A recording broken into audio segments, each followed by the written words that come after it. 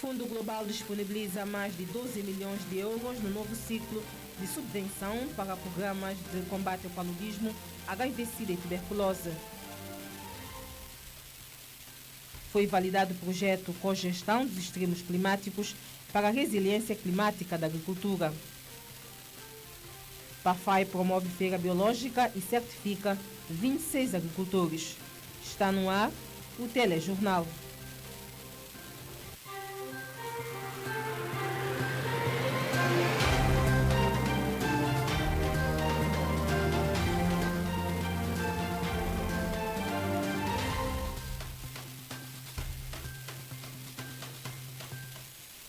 Boa noite. O Fundo Global colocou à disposição do país mais de 12 milhões de euros para financiar programas de combate ao paludismo, HIV-Sida e tuberculose. O novo ciclo da subvenção para as 3 doenças tem um período de 2 anos. Esta nova subvenção tem um período de 2 anos e vai na sua segunda fase, tendo o Ministério da Saúde o beneficiário principal. A primeira foi de 2021 a 2023. E esta é de 2024 a 2026. É mais complexa? Sim, porque há novas modalidades de implementação. Há um fazer diferente para se obter melhores resultados, portanto, há alguma complexidade, tanto é que há uma grande intervenção dos distritos sanitários. Em representação da Ministra da Saúde, o titular da pasta do Trabalho sublinhou que é importante que as autoridades nacionais, como os parceiros de desenvolvimento, continuem a investir no processo de eliminação e erradicação destas 3 doenças. Temos que continuar a desenvolver parcerias, porque sozinhos não estamos a conseguir, e já tivemos outro tipo de parcerias. É verdade que deve haver um maior investimento no capital humano e também na infraestrutura, que são os nossos calcanhares daquilo. De dizer também que o Governo tem estado continuamente a reforçar, no âmbito dos seus contactos internacionais, todo tipo de ajuda que for necessário para que continuemos a combater essas três doenças. A nova fase das subvenções visa fortalecer, descentralizar e integrar as atividades para o combate ao paludismo, HIV, SIDA e tuberculose, incluindo a implementação das principais intervenções contra o paludismo, com vista a alcançar a sua eliminação. São Tomé e Príncipe está num processo de eliminação do paludismo.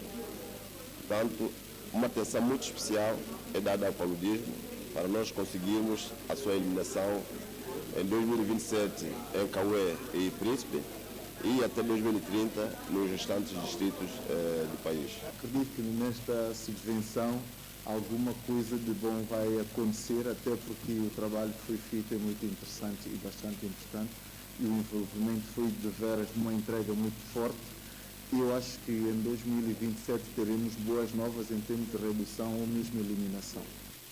12.934.452 euros é o valor da nova subvenção disponibilizado pelo Fundo Global para o combate das 3 doenças e o reforço do Sistema Nacional de Saúde.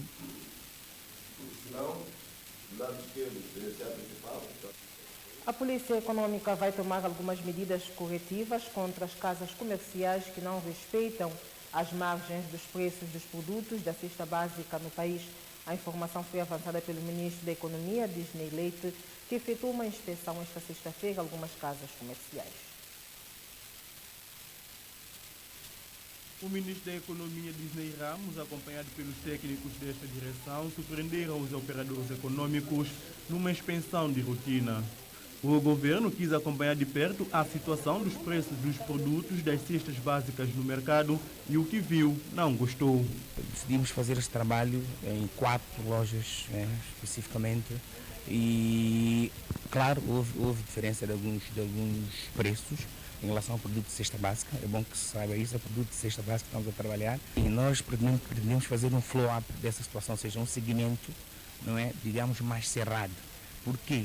Porque deparamos que o timing que nós fizemos, pelo menos num estabelecimento em concreto, o tempo que nós tivemos aqui para a data de hoje e o aumento que houve de preço, não conseguimos entender, ou seja, muito pouco tempo. para haver um aumento de preço nesse estabelecimento. Então, nesse sentido, vamos seguir mais de perto, não é? Num período de tempo mais curto, com esse tipo de ação. A fiscalização do agravante será extensiva também para os quiosques. Extensiva para todos o operador econômico, quiosques, quitandas, lojas, né? Extensiva a todos esses casos. Só que pronto, há uma coisa, né? Um quiosque é diferente de uma loja, não é? Ou de um centro comercial. Daremos tratamento específico a um quiosque, claro, mas não deixaremos de passar porque também lá sabemos que de vez em quando existem algumas especulações de preço e outras infrações que faz falta. Nós estamos presentes para poder pelo menos sancionar ou fazer com que elas não voltem a acontecer. No terreno, os técnicos olharam as faturas, fizeram cálculos e compararam os preços na base da margem de isenção das taxas aduaneiras. Durante a intervenção, nós verificamos que algumas casas comerciais não estão a respeitar esta lei, tanto é que a população está a sentir o impacto do preço do produto. Então, posso aqui citar alguns produtos, nomeadamente o óleo, que nós encontramos a vender 48 dobras ao invés de 44 dobras, fuba, 28 dobras ao invés de 26 dobras, a farinha de trigo, 23 ao invés de 20 dobras, açúcar, 36 ao invés de 33 dobras. Então, são alguns exemplos práticos. Nós vimos que as casas comerciais, os agentes econômicos, aproveitam da situação para encarecer os produtos e isso afeta de que maneira a população. As autoridades garantem que não querem com esta ação prejudicar os operadores econômicos, daí que fica o apelo. Cumpram com a lei, ou seja, existem regras, não é, estabelecidas para questões de margem de lucro de preço dos produtos, então eles têm que cumprir, não é? E nós vamos trabalhar na base daquilo que está na lei, não é? Há uma redução, né? Estabeleceu-se uma taxa de 10% para um grupo de produtos, eles têm que cumprir com essa regra, né? Há redução do preço de IVA, alguns produtos têm que cumprir com ela, há alguns produtos até que estão isentos de IVAs, isento de taxas aduaneiras, tem que cumprir. Os operadores econômicos para respeitar os preços e respeitar também as medidas corretivas que o governo faz para ter um impacto na população e vamos estar atentos e seguir de perto a esses preços. DERCAI pede apoio da população para pôr cobro à especulação dos preços das cestas básicas no mercado.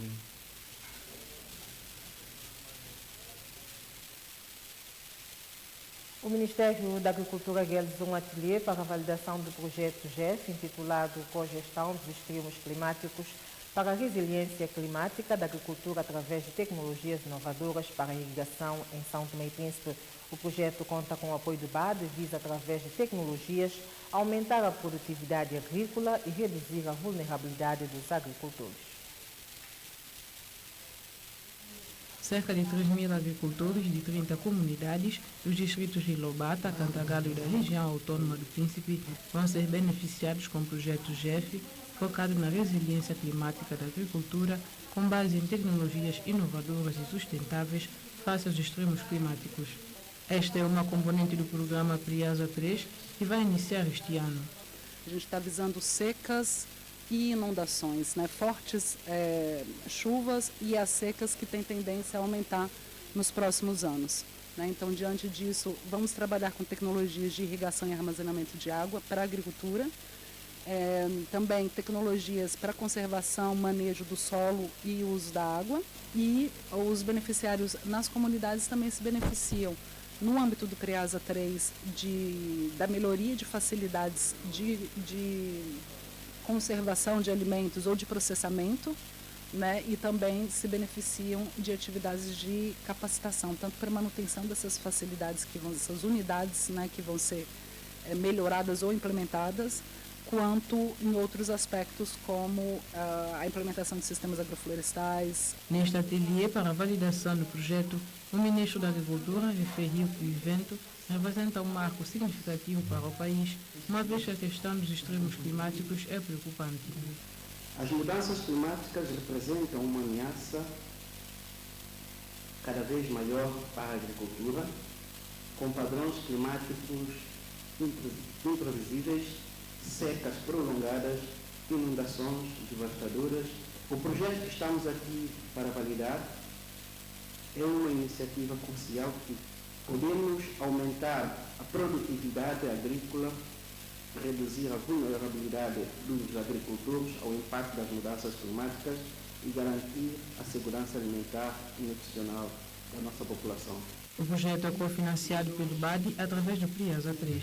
Ficou o compromisso durante o desenho do projeto de melhorar vários aspectos que nós identificamos durante a implementação do projeto anterior. Vamos de tudo fazer com que esse entendimento que ficou de fazermos melhor e alcançarmos mais e termos maior impacto junto às populações, de fazê-lo no PRIASA 3. Prevê-se também com este projeto a realização de capacitação dirigida às instituições nacionais para que se crie um ambiente propício para a implementação do projeto e sua possível expansão. O Governo Regional capacita gestores da administração pública. Notícia para acompanhar mais à frente. 26 agricultores e transformadores de diferentes comunidades, assistidos pelo projeto de produção biológica de apoio às fileiras agrícolas de exportação, receberam os seus certificados de produção biológica. O evento aconteceu durante a Feira Biológica, realizada hoje no Parque Popular. Com a certificação, os produtores vão poder vender os seus produtos com a garantia biológica em feiras como esta, que é realizada periodicamente pelos responsáveis do projeto de produção biológica de apoio às fileiras agrícolas de exportação. Já temos horticultores certificados segundo o sistema participativo de garantia. Já são horticultores certificados biológicos. Isto foi um processo que demorou cerca de 2 anos, mas é com grande alegria que neste momento já temos então a certificação a ser atribuída e este processo todo encaminhado. Os beneficiados com a certificação de produção biológica são produtores e transformadores de diferentes comunidades do país, com ênfase para os do distrito de Mesoche. Nós temos horticultores que pertencem à Associação de Horticultores de Saudade, que pertencem a Monte Café, São Carlos, São José, Saudade e também Amparo II. Neste momento, certificados estão 26 agricultores. Também existem algumas pessoas que pretendem ainda ser certificadas, que ainda não estavam na lista de verificação. Para esta certificação existe um comitê de verificação que vai realmente, ver se estão a fazer a produção segundo uma produção biológica, e então existe uma lista de pessoas que agora também pretendem receber essa visita para serem certificados. Em mais uma feira de produtos biológicos realizada este sábado, o público tinha à sua disposição vários produtos com a produção 100% bio, apesar da chuva que se fez sentir. As feiras acontecem com chuva ou sem chuva. Estamos aqui sempre para poder comercializar os produtos. É um pouco sempre mais difícil porque as pessoas ficam um pouco mais acanhadas e não vêm comprar tanto, não é? Mas houve bastante aderência. Na verdade, até já os produtos venderam bastante. Algumas pessoas não ficam inibidas com a chuva e vêm ainda mesmo a comprar, e isso é muito bom. A feira de produtos biológicos é realizada a cada segundo sábado do mês. O Governo Regional realizou uma ação de capacitação com duração de 3 dias voltada para os gestores da administração pública. O objetivo: aprimorar a prestação de serviço e desempenho profissional dos técnicos dos setores públicos.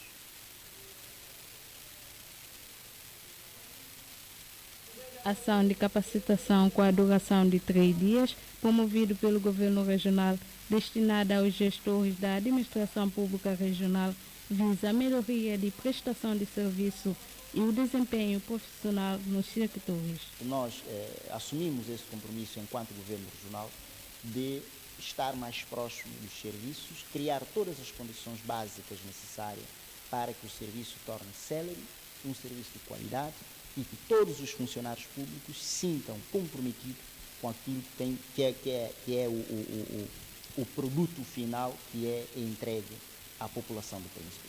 A referida capacitação baseou-se em vários módulos fundamentais que permitiu aos técnicos a estarem mais capacitados. O modo que nós apresentamos, pelo menos aquilo que me tocou, é o modo da inspeção, que tem a ver com as atribuições, competências da IAP, que é a Inspeção da Administração Pública, e também os normativos para formulação de processos disciplinares.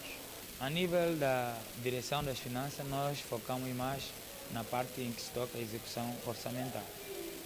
Uma vez que o pessoal ainda tem dificuldade em termos de fazer o reforço das rúbricas, não obstante também mesmo uma informação proposta como é que ela deve ser comportada até da sua entrada nas finanças para a sua possível liquidez. Então, são baseados nessa fase que nós implementamos essa pequena formação para esses gestores.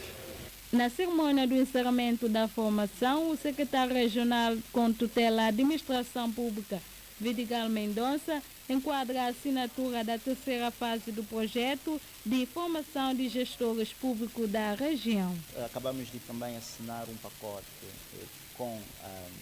ao nível do protocolo com a Agência Brasileira de Cooperação, juntamente com a Escola da Administração Pública Brasileira, que tem essa componente que agora na terceira fase vamos reforçar mais formação ao nível dos gestores públicos da região. Portanto, e nós, dentro destes pacotes, formamos também a formação direcionada para os formadores que no futuro serão os replicadores. Encerra na Ilha do Príncipe a formação aos chefes e técnicos de serviço da administração pública que decorreu no Centro de Formação Profissional Potássio Pina.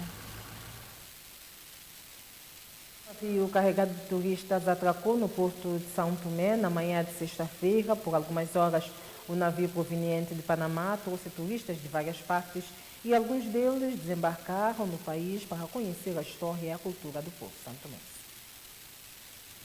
São turistas de várias partes do mundo que estão numa turnê no continente africano. Chegaram ao país na manhã desta sexta-feira e algumas horas depois desembarcaram em São Tomé e Príncipe. No olhar trouxeram a curiosidade de conhecer a história e a cultura do povo insólito e a fantástica paisagem de praias e sol. Acho que é um país absolutamente lindo, com muitas coisas agradáveis. Tudo que espero ver são estas águas claras da natureza, as rochas de cacau e também as cidades. Eu espero ver o mercado, a floresta, estas florestas verdejantes, as praias. É tudo que espero ver aqui.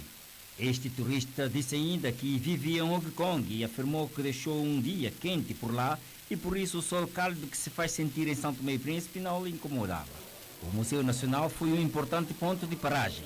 Muitos desceram neste centro histórico para ver a memória daquilo que foi o sofrimento do povo que emergiu entre sacrifícios e lutas duras. A história da descoberta das ilhas, o período sangrento de exploração colonial e a economia do cacau e café, que já colocou o país no topo do mundo, foram apresentadas no Museu Nacional aos turistas. Nós temos aqui um museu concreto, em São Tomé e Príncipe temos apenas um museu nacional, um museu de história, não é um museu geral, é um museu que abarca aqui a história do passado histórico de São Tomé e Príncipe, desde a época colonial até a época mais moderna, por exemplo, como a sala de etnografia que fala da cultura São Tomé e Príncipe, que é fruto de uma miscigenação cultural. Nós somos um país multicultural, portanto há um forte interesse e engajamento por conhecer a história de São Tomé e Príncipe, de acordo com as nossas próprias realidades. Creio que sim, que estamos prontos. O que falta é melhorarmos mais noutros aspectos. Isto é com o tempo e com uma organização muito mais criteriosa podemos melhorar ainda mais com o tempo. Na Praça da Independência, os turistas assistiram à tragédia do Marquês de Mantua. A mais emblemática atividade cultural de São Tomé e Príncipe foi exibida pelos meninos da Cachoeira. essa tragédia que estava à nossa atrás está a brilhar aos nossos turistas, quem sabe seria um canal para mobilização de mais turistas daqui a 6 meses, daqui a um ano, para quem passa em Santo Tomé e Príncipe, ver essa moldura humana a nível cultural. Acho que vão levar boa memória de Santo Tomé e própria imagem que eles estão a colher em termos de fotografia, em termos do país, que é um país turístico. É preciso que haja mais investimento na área de turismo, é preciso que o governo dê uma atenção especial, porque o turismo poderia ser um potencial para a economia, para o crescimento econômico, tendo em conta que o produto interno bruto do Santo Tomé é muito baixo. Eu acho que apostar no turismo teria uma mais-valia para todo esse processo. É muito agradável. Eu gosto imenso de todas as memórias do passado. É muito importante para mim e para as crianças compreenderem a história do país. Eu não compreendo nada acerca disso. Apenas sei um pouco da história, nada mais. Durante a visita, os turistas que estavam de visita a São Tomé e Príncipe também cruzaram com meninos pedintes que procuravam incessantemente por algum dinheiro. Mas foi o carinho e o amor que a maioria da população santomense demonstrou que mais uma vez impressionou positivamente os turistas. Acho que todos os países que recebem o turista com carinho e com amor, essa percepção deles voltarem de novo. Se nós não organizarmos, se nós não disciplinarmos a própria nossa população, desde o topo à base, então teríamos já uma nota negativa naquilo que é o turismo. Eu acredito que é preciso acreditar no turismo santomense, é preciso mais investimento, é preciso nós acolhermos os nossos turistas, porque eles deixam ficar aqui algum dinheiro a nível da gastronomia, a nível de compras que eles fazem aqui no país. Eu acho que toda a gente fica a ganhar se nós trabalharmos esse processo como deve ser. Os turistas deixaram o país ainda esta tarde, depois de visitarem algumas roças e praias.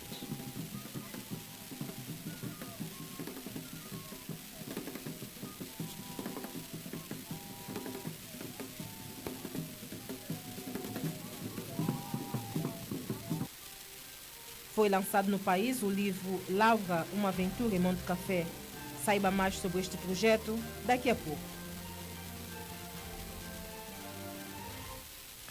O empresário dono da firma LL Bem-Estar queixa-se da poluição sonora excessiva causada por um cidadão perto da sua loja que tem prejudicado a sua saúde e da sua família.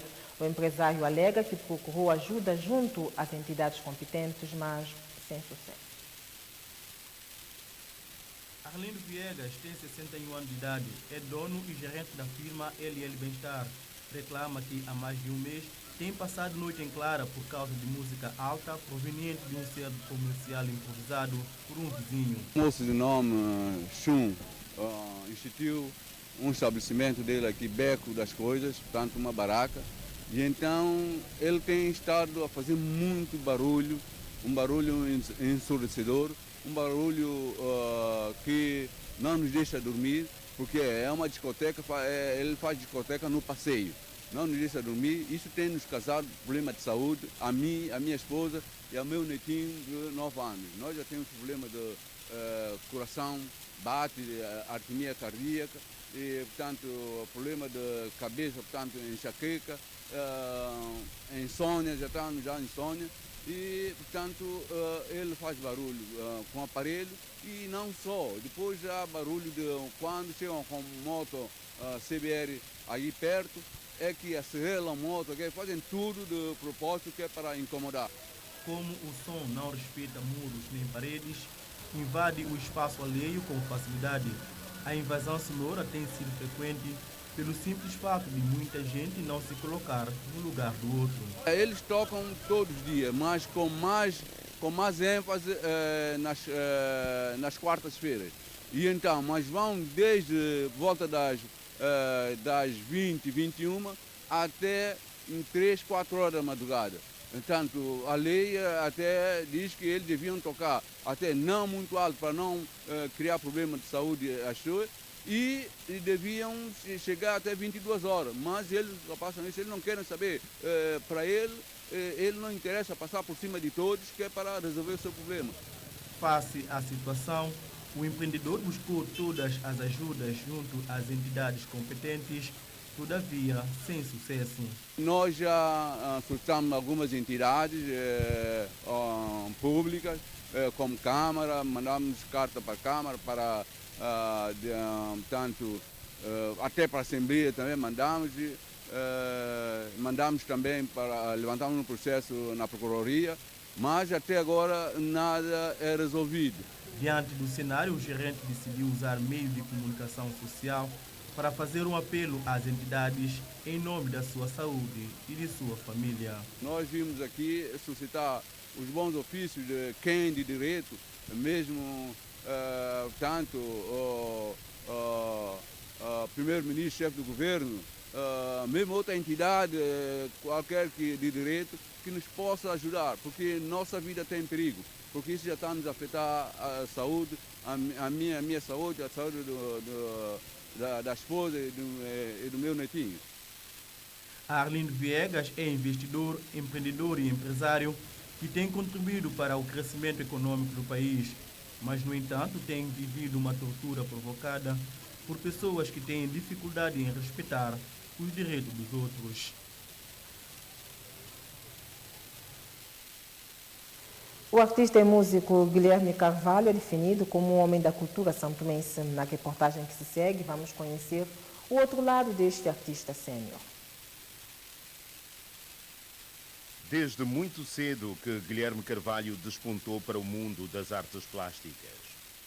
Os hábitos e costumes de São Tomé e Príncipe, anexado aos valores culturais das ilhas, têm sido a grande fonte de inspiração. Sobretudo nos meus trabalhos eu foco muito as mulheres, porque as mulheres representam uma força muito grande da nossa sociedade. Acabam por fazer papéis por vezes de pai e ao mesmo tempo de mãe. Quantas vezes a música é outra grande paixão deste artista plástico. A música está comigo em todos os momentos. E, portanto, ela é o meio em que eu transmito os sentimentos daquilo que eu sinto, daquilo que eu vejo, serve. Guitarra, guitarra, companheira fiel. De tanta companhia, a guitarra tornou-se num amor para Guilherme Carvalho, que decidiu homenageá-la através da música.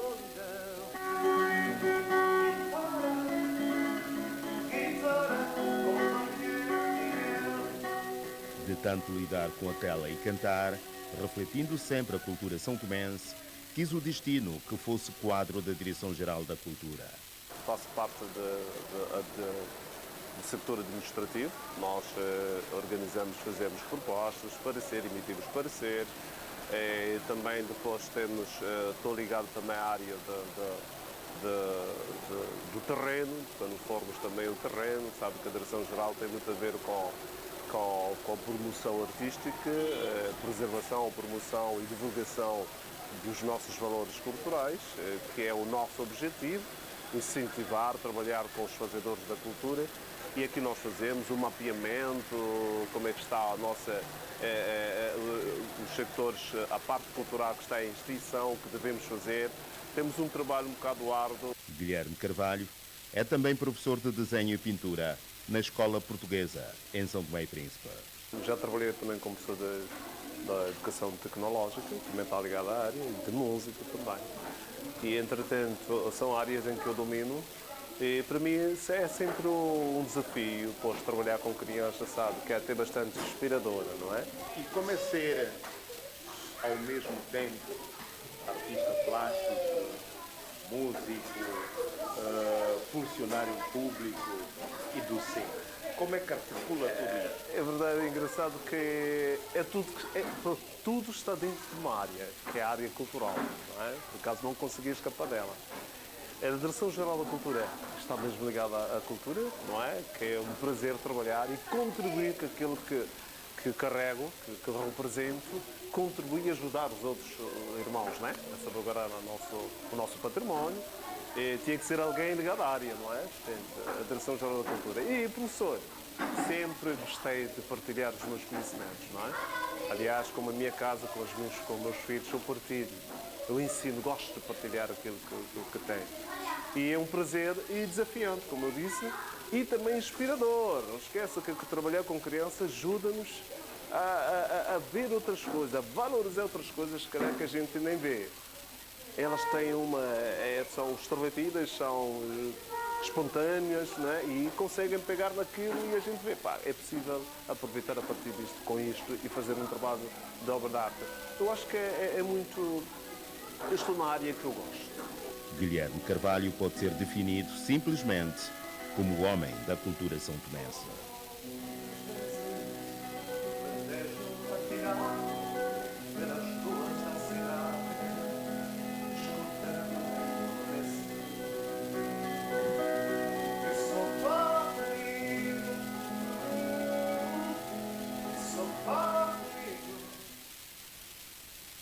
Foi lançado no país o livro Laura, uma aventura em Monte Café. É o segundo título lançado no arquipélago no quadro do projeto Ilhas e Encantamentos, virado ao reforço do setor da literatura infanto-juvenil.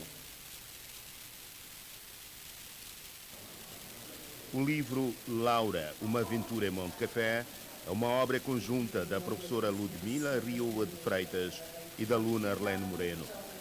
Este livro, Laura, uma aventura em Monte Café, é a realização de um sonho que começou com a escrita de pequenos textos e poemas. Sempre gostei de escrever e esse evento é para mim um incentivo.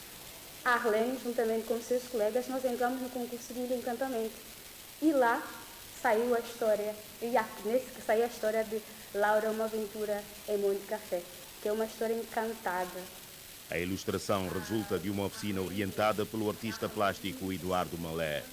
A obra insere-se no quadro do projeto Ilhas e Encantamentos, financiado pelo Procultura através da União Europeia e implementado em simultâneo em São Tomé e Príncipe, Cabo Verde, Guiné-Bissau e Moçambique.